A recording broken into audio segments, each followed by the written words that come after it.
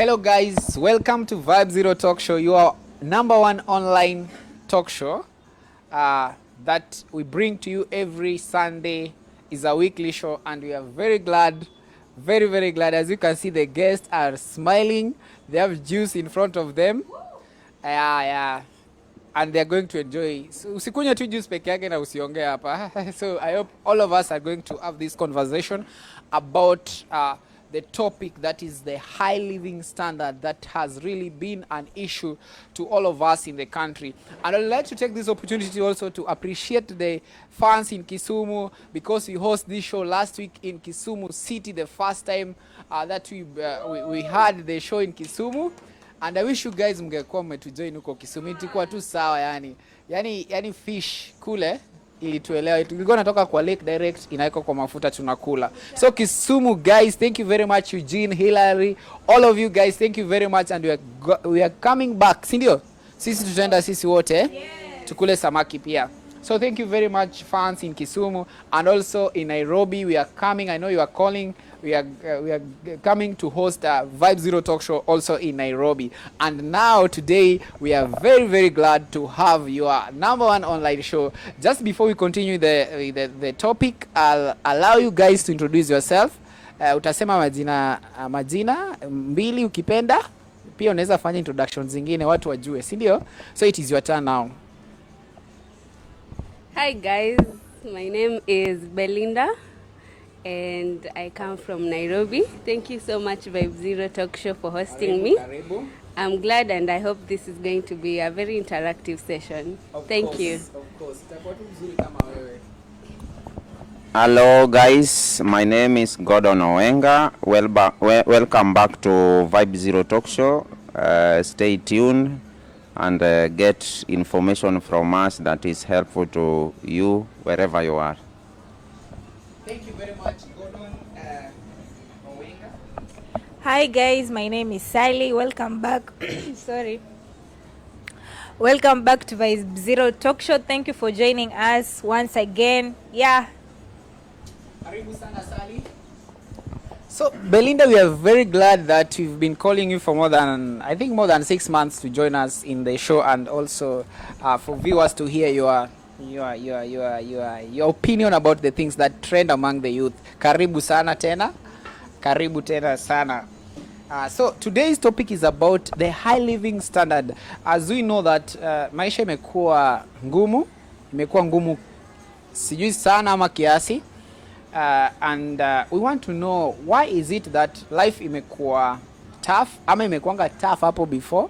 We don't know. We want to hear about that. So join us live and stay glued until we finish up this show. Sindio? Si tuko na points. Sindio? Tunataka kusaidiana kama my young people. Tusilie maybe the next 20 years tuseme maisha imekuwa ngumu, imekuwaje. Sindio? So let me start from far. Naona kuna mtu ni kama juice yake anataka kunywa sana, lakini tutaanza na yeye. So Sally, I know you are a young lady, beautiful lady who is hardworking, ambitious, and looking forward for a better future, right?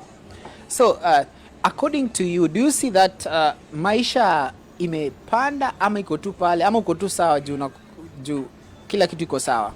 Let's start from you. Yeah, mi na feel maisha imepanda for real, like the rising of the fuel rise kila kitu sahi. Hata ukienda kwa shop maybe nilikuwa na buy maziwa na 50 unasikia ni 55, unaona. So even if it's by that 5 bob, unaona kuna venye imefanya all these other things zimeshoot. Hata kwa mama mboga fare pia unasikia kama mtu wa bodaboda alikuwa anakubeba na 50 anakuambia sahi ni 70, unaona. So I feel manze ina affect kila kitu yenye tayari life is hard as it is. So I feel hapo government wametuumiza sana. Wakati maisha inakuanga mzuri, have you ever since uzaliwe kuna wakati umekwanga mzuri? Mimi naweza sema since nizaliwe, when I was young I feel that time life was good for real, kwa sababu ulikuwa unapewa hata 20 bob, unaona hiyo 20 bob unabai mavitu mpaka hata I feel at that time even wazazi wenyewe wanasema that time pesa sisi ni juzi juu Mi si mkubwa, but in early 2000 huko ma 2005 huko. Yeah, hata unasikia tu madhi akisema that time vitu hazikuwa expensive kama sahi. Juu hata 50 bob I remember ulikuwa unatumwa kwa duka na unabai maziwa na mkate. Sahi you can imagine na 100 bob haiwezi tosheleza both. Mpaka uongezeka 10 bob juu ndio upate maziwa na mkate. Yeah. Maziwa ndio shida yako. Si mkate na Godi. Okay, Godi. Yeah. I think we'll hear that. Let me just ask, you've heard that Sally anasema ya kwamba akiwa mdogo, sijui ilikuwa lini, lakini bado ni mdogo, that maziwa na mkate ungepewa 50 bob na upewe change, na sasa maisha ni kama imechange. What are the indicators ambazo zinaonyesha kwamba kweli maisha imekuwa ngumu? Is it just only petrol ama there are other factors? Okay, actually, the living standard of people right now in Kenya has really changed, and the graph is actually, it keeps on going far and far, because I can say that it is still even increasing, coming to be even worse at the end of the day, because it is not only the fuel petrol that as the only indicator, but even just the other day we have heard of even the cooking gas, the cooking gas, Yeah, the cooking gas. yeah, already the gas that we were getting at 15 right now is 2200 shillings. So you can see, and the fuel is everything for Kenyans. Fuel is touching everywhere. So I can say that from look of things, in 2021, life has been very difficult if you compare to even 2020, if you don't want to go very far. Yeah, because one of the thing that has really touched the economy is the issue of coronavirus, which has really made youths to lose jobs, even personal job, leave alone the jobs that you are employed, even personal, because there is time limit for business. Government has really limited time for business. There is no business happening. So you find that most of the shops, most of the sole proprietors, they have really closed up all the businesses. So they are just living by pocket to mouth. Nothing is saved to the bank. Okay, let me cut short. Yeah. Nikuulize tu, alafu I'll come back to you. On the other hand, we're saying life has become very tough, right? On the other hand, I believe that ile wakati Sally alikuanga mdogo akipewa 50 bob anarudisha change, salary haikuwa the same kama sahi. So do you think that this thing is supposed to be directly proportional? You cannot actually compare the money value in 10 years ago to money value currently, because even the technology has changed. If you look at even the new things that are coming in with the new innovations that are coming in, if you cannot compare them with whatever we were having before. So actually you cannot compare a 20 shilling of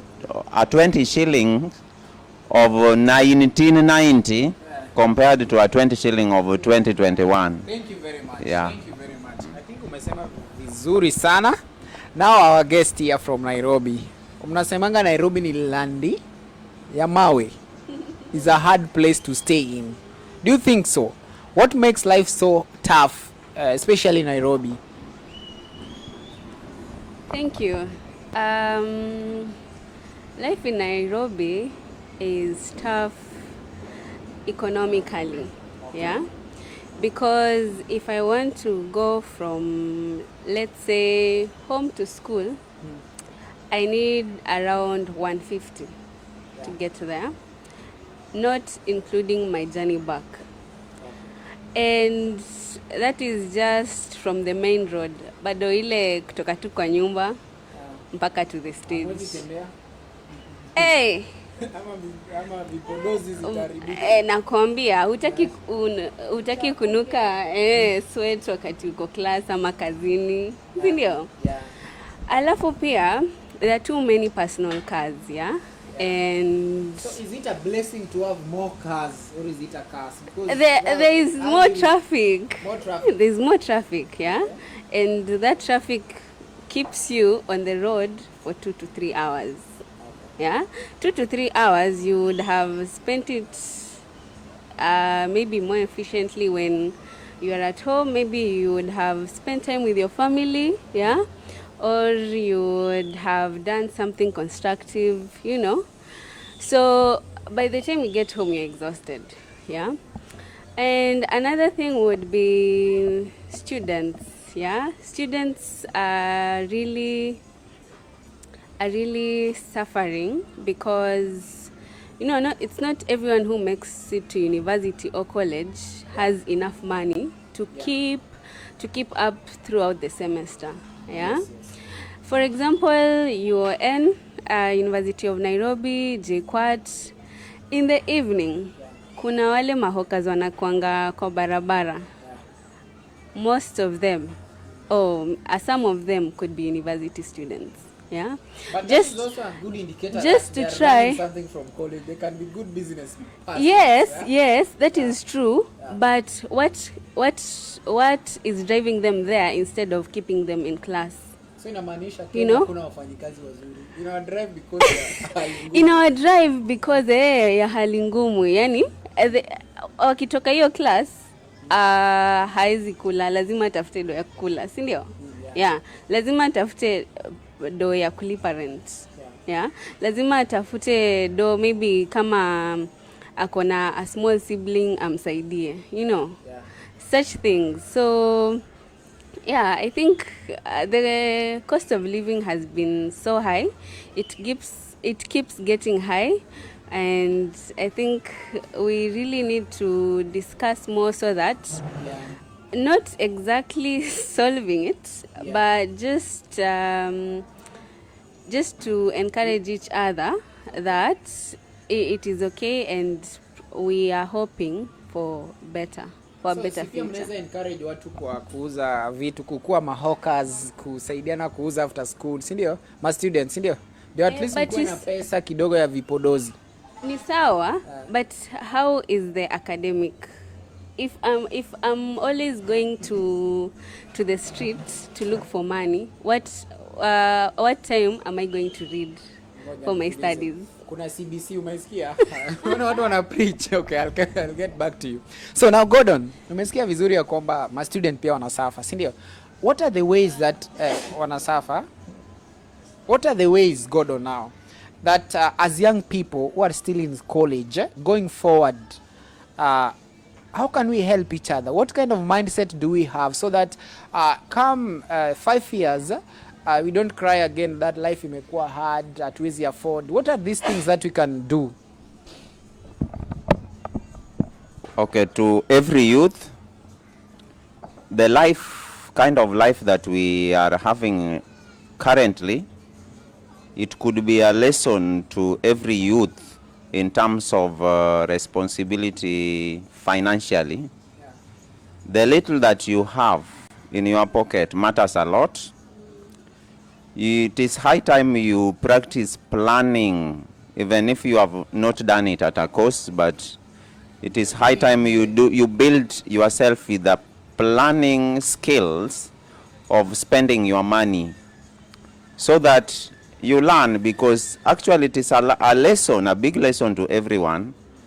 It is like we have been locked somewhere with the little that we have, and we are told you survive with that one. That is the kind of life that we have currently. So every youth, another thing that I could say is that do not actually depend on your profession that you are doing.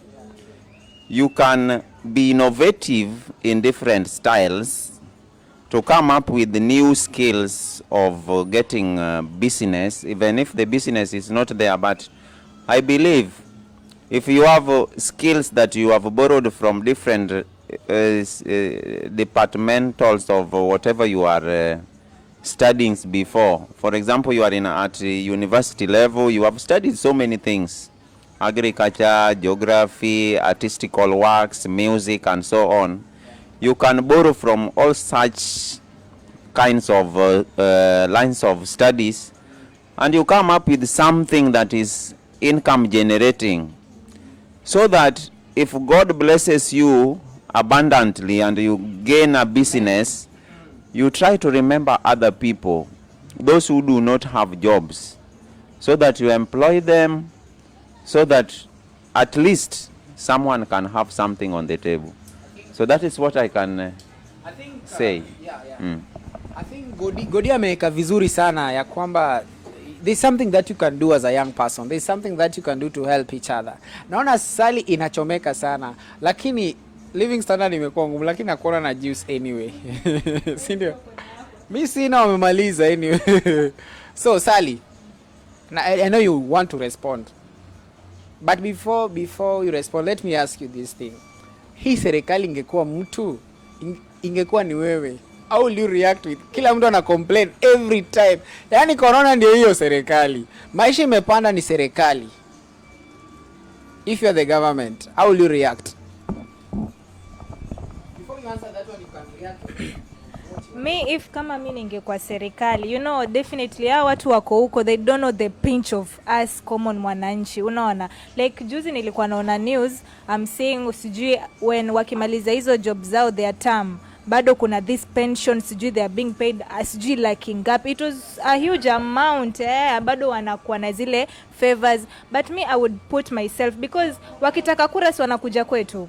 They come kwa ground, wanakuja hadi huko ndani kwenye hawafiki, unaona, wakikuja tuwapigie kura. But sasa why should you promise, unaona? Like if I would be serikali, siwezi tidanganya, walai I would have done something, because these are my people, unaona. As much as ando ameneka kwa hii position niko, you get. So there is no need of me na raise vitu to a standard yenye that person down there, unaona. Unapata kuna mtu hata maybe that 10 bob haezi pata, unaona. Not all of us here we have opportunities kama watu wengine, and the large percent utapata ni watu wako they have low incomes. Mtu anatembea maybe from, you've seen hata watu wanatoka Likoni wanatembea hadi kwa miguu akienda places wanaenda kufanya kazi. So I would be a bit ninge kwa fair kiasi, because it's not helping anyone, unaona. The rich people, they will not feel it, because how hata mtu akiweka mafuta 1000 ende tao,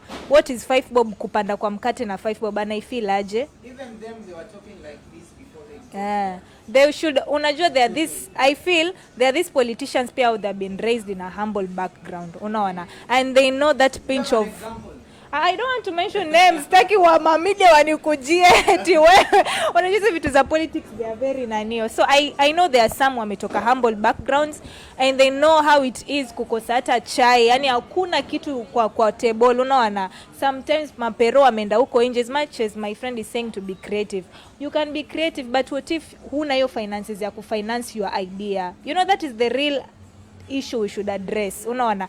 I can have an idea, like me pia kuna time I had ideas, but mtu tu wa kunishika mkono, set is as evaporate, but mtu wa kukushika mkono, you know, in this life mpaka kuwe kuna mtu amekushika mkono somewhere, unaona. Like some of us, we can't stand on our own. Naweza kuwa na idea poa sana yenye naweza leta do, but I have no one to finance my idea, unaona, for me to make money, unaona. And I would urge all of us, let's just be real. Ukiwa na best yako kaa uko job, wewe pia unajua pengine kuna time ulitamak, unaona. Shikilia tu mtu mkono. Inaweza kuwa ni that 500 yenye nahitaji nianzishe something, unaona. So let's not be selfish, tusaidiane. Life is hard. Wewe uko job, mimi siko job, unaona. Kesho ni wewe unaweza futwa, mimi nikuwe somewhere. Since you didn't help me that time, so why should I help you sahi, unaona. Yeah, that's so true. Tusikuwe hypocrite. Yeah, thank you very much, Sally, for your points, and it is very clear that we really need to help each other despite our differences. We need to support each other and be the government if you are the government, sindio? So hii inaenda kwa Belinda. Umesikia Godina nani wamesema kuna disparity, yeah, the rich and the poor. do you think that kuna disparity, and how do you differentiate that this person ako ni bazoo na huyu mwingine ni ajezi? I didn't know that. Ajezi, okay. You can differentiate in many ways, I think. How much they can afford to eat. Vile unakunywa juice yako hata hujamaliza. Singeelewa amemaliza. Sindio? So okay, my point was okay, let me put it clear. Yes.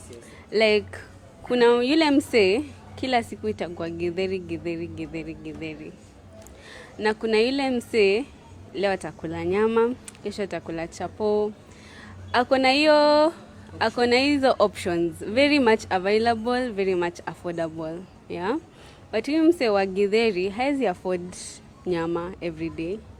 Huyu mse wa githeri haezi afford let's say unga ngano even 3 times a week, yeah. That's what I'm talking about. Another thing would be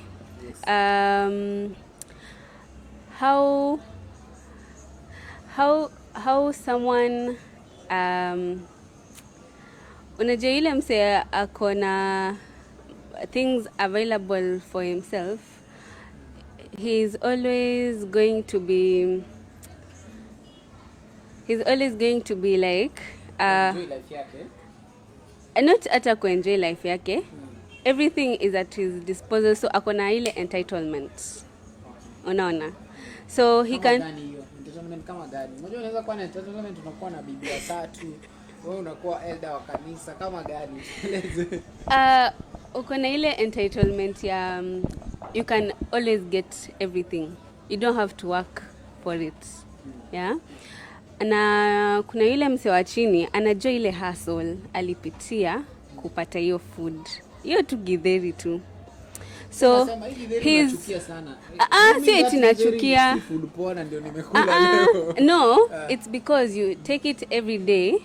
Hadi inakuwa like imekuwa boring hadi you are like this is bad now. Hata wewe kuna hata wewe ukizoea kitu over and over again and it's not getting better, you feel like hapana.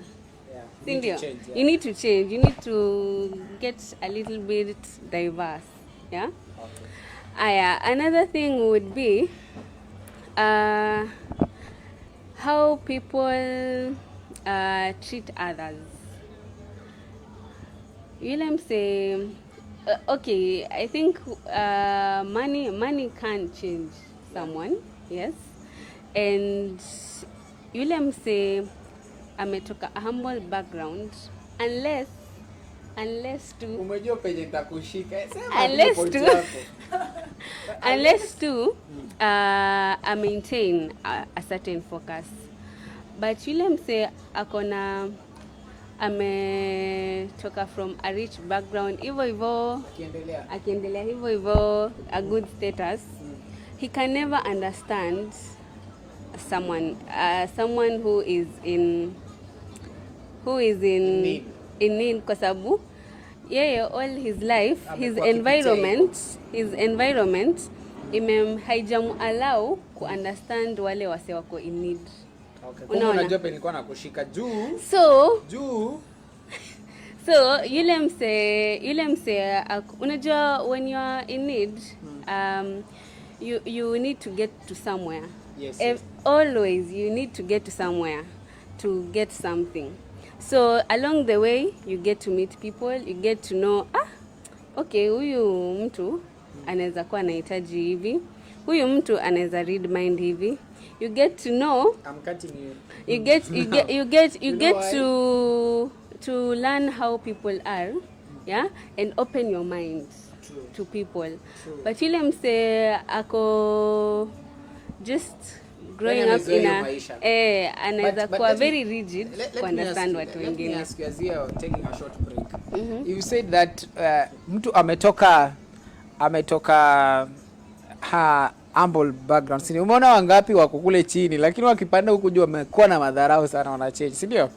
Alafu once again kuna watu unaona wako wanavaa nguo ama wanajifanya wamevaa ni chokora, and in the real sense wanatafuta pesa kwa street. Si au pia wako. Yes.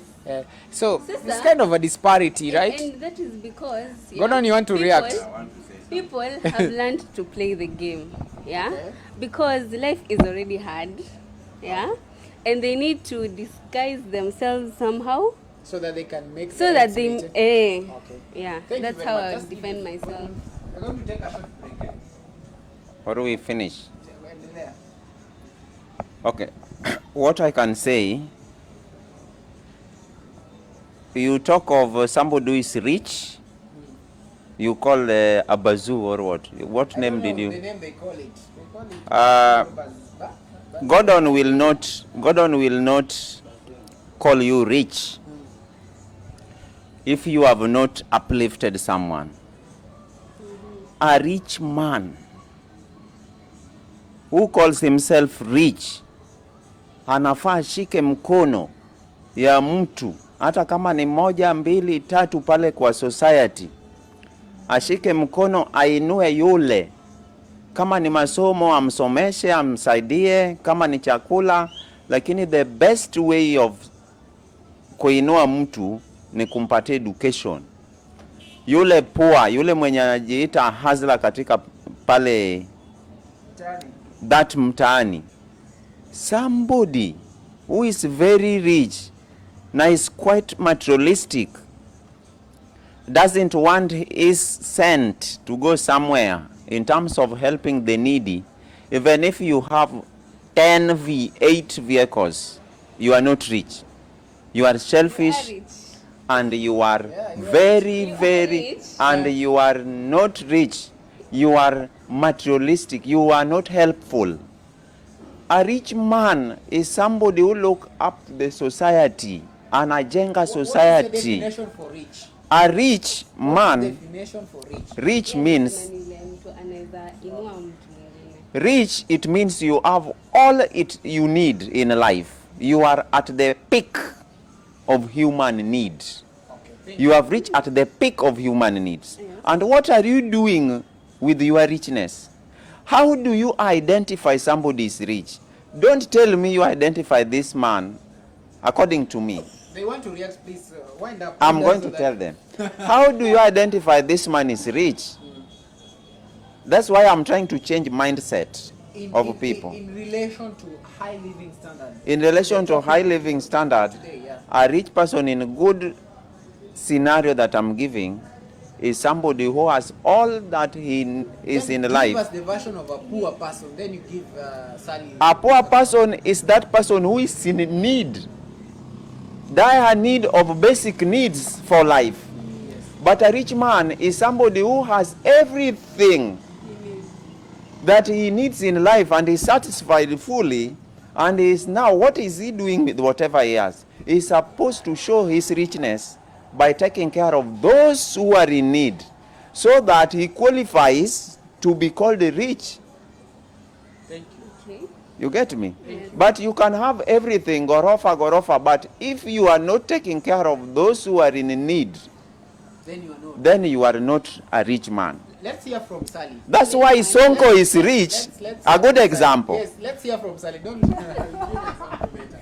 Kindly just shortly. Okay, I feel he has a point. In relation He has a point according to Christianity, you see, but according to the world, according to Christianity, si lazima. Even you see, Jesus gave a parable of rich man and whatever. So unaona, mwenye alikuwa anajeza store but hasaidii mtu, unaona. Even the rich man in Lazarus, he was rich lakini anapatia Lazarus makombo, you get. So I feel his relation is that of you have it but you should share, unaona, usaidie mtu mwenye hana. And I feel me have ever been in a position. Unakumbuka matatu zilipokuwa zimegoma? We were staying in Vescon. So that time our opposite neighbor, unaona, our opposite neighbor, sasa ni ile nilikuwa na rush somewhere and I needed to go, like hakuna matatu. So nikaa naona anatoka. So my mom, nikamwambia my mom aniombe lift. So sindio, she started listening to us. We were like, hi, nini.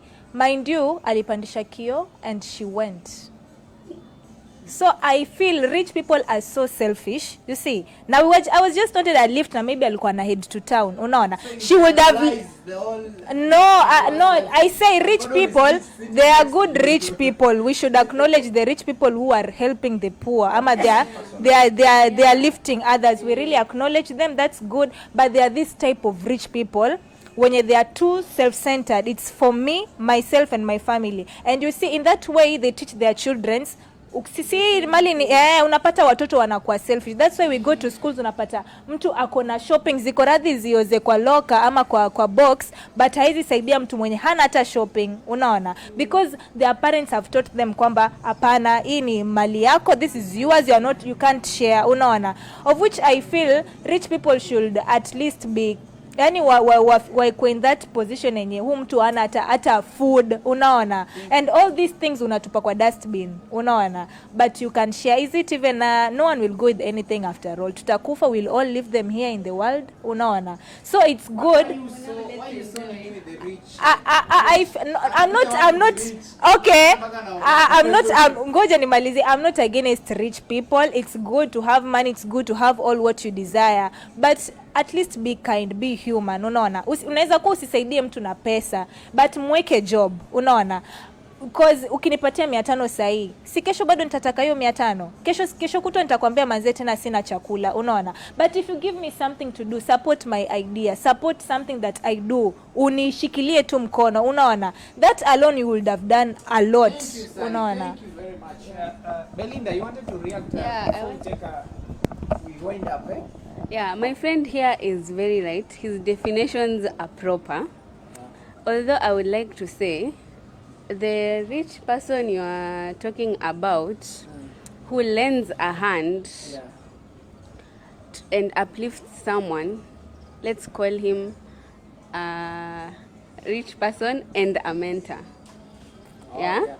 And a mentor. Because someone who is a mentor will have that desire to uplift someone else, but that one who is not, he will always just stay rich, and that's just him and that's it, but he's still rich.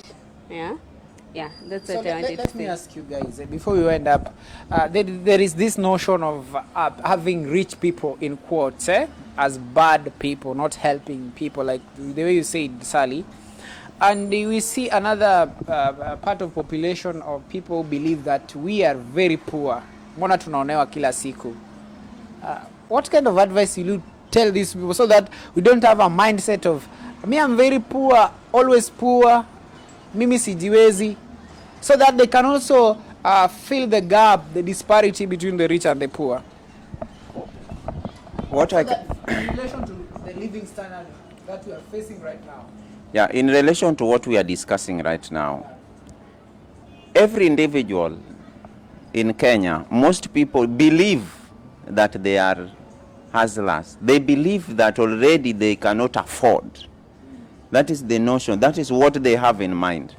They believe that they are not rich, even if they are actually having a certain level of life, good life. But still they are on denial. They don't want to believe that actually their level is good enough to take care of them, because they will never say this is good for themselves. So, but they are very busy looking at the other person and the neighbor who is working hard and burning midnight oil just to make his life better. So what I can tell people, let us be young people, let us believe in ourselves first. Believe with whatever you have, and believe that you are actually, your position is good. But if you live by thinking about someone doing better than you, that one you will be living in a desperate life, because you think that somebody is doing something better than you. But if you believe in yourself that whatever you are doing, you know, hata ukiangalia these digits, they are not equal in terms of length. People are like that. You find somebody amepata, maybe you find somebody, both of you are head teachers of a high, maybe primary school. you are supposed to earn equally. But you find that the planning of someone, a head teacher someone, has planned very well with his 30,000 shillings and is having a V8 vehicle.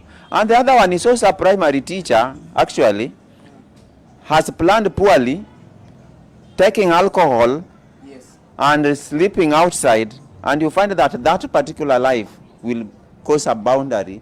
And the qualification is the same, profession is the same. So what does it signify? It means sisi wenyewe we build ourselves to be poor.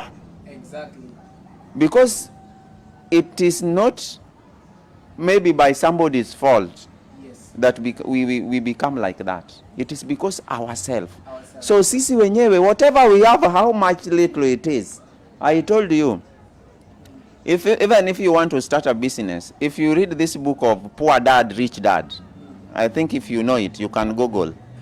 Poor Dad, Rich Dad, the rich dad is trying to tell the child amescore C. Lakini anamwambia mtoto, this is C, you can do very good with it. But a poor dad tells the child who has scored C to go and repeat to get an A. That is a poor dad. So poor dad, you find mtoto wake ana repeat mpaka apate ile A ndio anadhani mtoto atakuwa rich. Nothing like that. You can work better with any grade that you have, with any talent that you have. You put it in a good place, you are going to be rich. Yeah, I'm telling you the truth. So whatever you have in your pocket can start anything.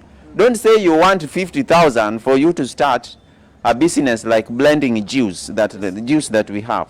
You can have 10,000 and you buy a machine blender and you buy small fruits and you start it with a small kiosk and you start business. Then you buy a cooler box. Then you make some money. Later you have your defreezer and fridge and like that. So please, nothing like